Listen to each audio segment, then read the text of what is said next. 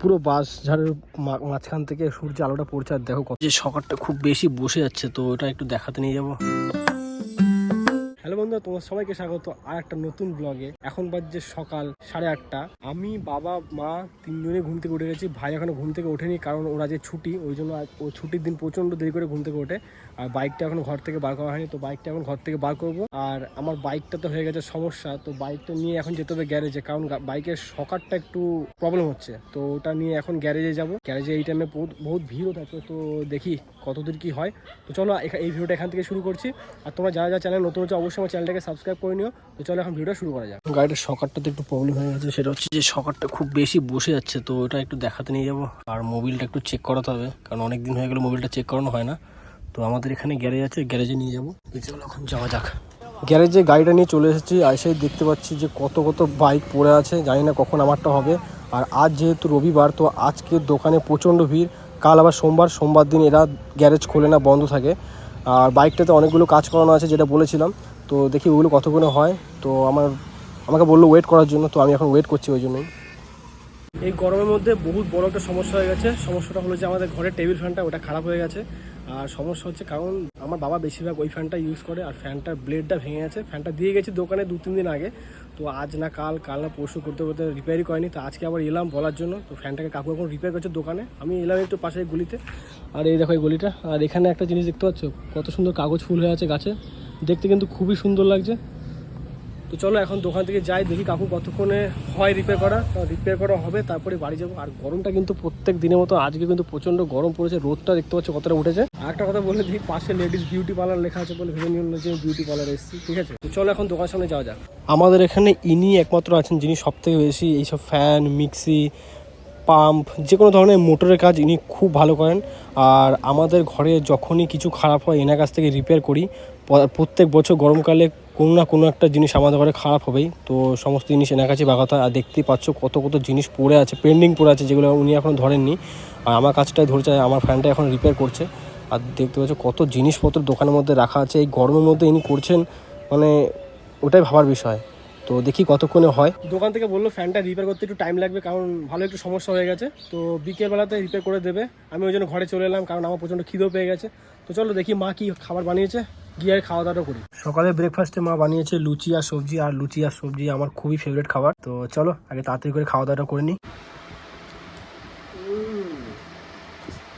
Fantastic লাগছে খেতে, কারণ আমার কাছে লুচি আর তরকারি খুব ফেভারিট। আজকে আমাদের কাছে দুপুরে রান্না হবে ছোট ছোট মাছ। মা খালি ভিডিও করে। কি পাচ্ছ তুমি এই মাছগুলোর মধ্যে থেকে? ছোট মাছ আর বড় মাছটা আলাদা করা আছে নাকি? তো দু রকম ভাবে রান্না হবে, একটা পাতুরি হবে, একটা আলু দিয়ে ঝোল হবে। ওই জন্য মাছ দুটোকে ছোট বড়টা বেছে নেওয়া হচ্ছে। করো করো করো করো করো করো।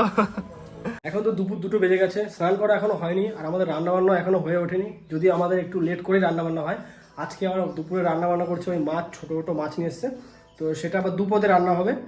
তো যাই হোক, আজকে মেনুটা কিন্তু খুব ভালো। মাংসর থেকে এই গরমকালে মাছ খাওয়াটা অনেকটা বেস্ট।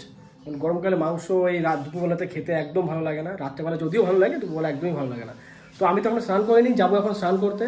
আর আজকে আবার রবিবার, আজকে ভাইয়ের আবার ছুটি আছে। তো আজকে তো ঘুম থেকে ওঠার পর থেকে ব্যাস ও গায়েব ঘর থেকে। এখন চলে গেছে কোথায় আড্ডা দিতে। আর গাড়িটা যেহেতু গ্যারেজে আমি নিয়ে গেছিলাম, তো বলছে যে আজকের দোকানে প্রচণ্ড ভিড়, আজকে একদমই কোনো রকম কোনো কাজ করা যাবে না। ওই কারণে গ্যারেজে কাজটা হলো না। মঙ্গলবার দিন ডেট দিয়েছে, মঙ্গলবার দিন যাবো। তার মধ্যে আরও একটা বড় সমস্যা, সেটা হচ্ছে জানোই কীরকম গরম পড়েছে। তার মধ্যে আবার ফ্যানটা আমাদের খারাপ হয়ে গেছে। সেই ফ্যানটা দিয়ে এসেছি 2-3 দিন আগে, যেটা বলছিলাম তোমাদেরকে। সেই ফ্যানটা খুব বাগাচ্ছে, ওটা আবার আনতে যাবো বিকেলবেলাতে। তো এই হচ্ছে সমস্যা সারাদিনের। মানে গরমকালে যত রাজ্যের সমস্যা গরমকালে আসে, শীতকালে কোনো রকম সমস্যা আসে না। আর মনে হয় আইসক্রিমওয়ালা এসছে, ওই দেখো আইসক্রিমওয়ালা আছে। তো এনাদের কাছে আগে আইসক্রিম খেতাম, এখন একটা আইসক্রিম খাই না, কারণ এখানে এই আইসক্রিমে না প্রচণ্ড লাল কালার, হলুদ কালার, যেগুলো শরীরের পক্ষে একদমই ভালো না, সেই খাবারগুলো মেশানো থাকে। তো ওই আইসক্রিম খাই না। কি বলো? আমাদের এই ঘরের পেছনটাতে গাছগুলো লাগানো আছে, আর এখানে এত ঝোপঝাড় হয়ে গেছিলো বলার মতন না। বাবা আবার সমস্ত ঝোপঝাড় পরিষ্কার করেছে। দেখো এখানে ঢিপ দিয়ে রেখেছে ঝোপগুলোকে। এই গাছের গোড়ায়, তারপরে যে বেগুন গাছগুলো আছে এখানে, প্রত্যেকটা গাছে কিন্তু বেগুন হয়ে গেছে, দেখতে পাচ্ছ? এই একটা গাছে, এই যে ওইটাতে বেগুন হয়েছে, ওইটাতে এখনো আসেনি, যে লাস্টেরটা দেখতে পাচ্ছ, লাস্টেরটা এখনো আসেনি। তো তবে এই যে সব পরিষ্কার করেছে, দেখতে পাচ্ছ কত নোংরা ছিল এখানে আগে, সব পরিষ্কার করলো বাবা একটু আগে। আমাদের এই বাথরুমের পেছনটা করে এই জায়গাটাও প্রচণ্ড ঝোপঝাড় হয়ে গেছিলো, যেহেতু বৃষ্টি হয়েছিল দুদিন, ওই দুদিনে জল পেয়ে ব্যাস এত ঝোপঝাড় বেরিয়ে গেছিলো বলার মতো না। তারপরে বাবা ওইখানে যেমন পরিষ্কার করেছে, এগুলো সব পরিষ্কার করেছে।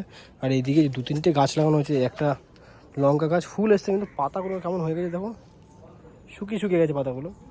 পেয়ারা গাছটা এর মধ্যে কত বড় হয়ে গেছে, ফুল এসেছিলো একটা, ফুলটা পড়ে গেছে। এই পেঁপে গাছটার অবস্থা দেখো, কিছুই নেই, ছোটো পাড়া, আর পেঁপে ধরা আছে দুটো, ছোটো দুটো পেঁপে ধরা আছে। আমাদের এই ঘরের পেছনটাতে এই যে এই জায়গাটা দেখতে পাচ্ছ, এই জায়গাটা নেট লাগাতে হবে, কারণ সামনে যেমন নেট লাগা হচ্ছে এখানটাও সেরকম নেট দিতে হবে। এখানে তো কঞ্চি লাঠি দিয়ে ঘেরা দেওয়া আছে, প্রচণ্ড ছাগল ফাগল ঢুকে যেত এদিকে, যেহেতু আমাদের এদিকে আগে অনেক গাছ লাগানো ছিল, তো ওই কারণে অনেক ছাগল ফাগল ঢুকতো।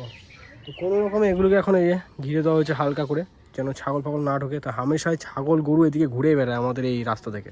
আমি এবার একটু আগে স্নান করতে যাওয়ার আগে আমাদের ঘরের এই সামনের দিকটা একটু পরিষ্কার করে দিলাম, কারণ এই জায়গাগুলোতে না অনেক ঝোপঝাড় হয়েছিল, মানে ঘাস উঠে গেছিলো এগুলোতে, এই জায়গাটাতে, তারপরে এই জায়গাগুলোতে এত অবধি পুরোখানে ঘাস হয়েছিল। তো সব ঘাসগুলোকে স্নান করতে যাওয়ার আগে পরিষ্কার করলাম। এখন বাজে বিকেল 4:30, আর দেখো রোদটা এসে সোজা নারকেল গাছে পড়েছে, কতটা সুন্দর দেখাচ্ছে।